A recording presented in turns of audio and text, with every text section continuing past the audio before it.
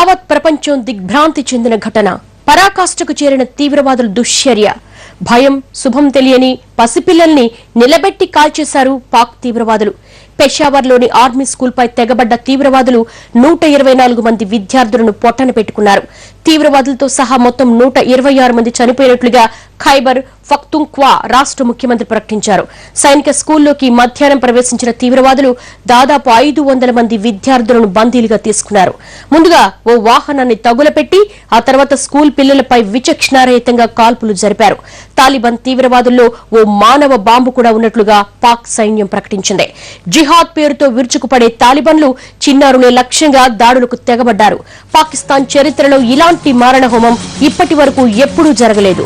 Islamic దేశాల్లో మత ఛాందసవాదంతో అరాచకాలు సృష్టిస్తున్న తీవ్రవాదులు తమ ఉనికిని కాపాడుకునేందుకు మరోసారి ఘాతుకానికి పాల్పడ్డారు.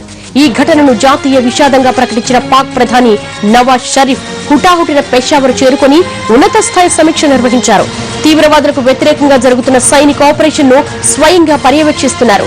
పెషావర్లో ఎమర్జెన్సీని విధించిన పాక్ ప్రభుత్వం 3 రోజుల పాటు సంతాప దినాలుగా ప్రకటించింది.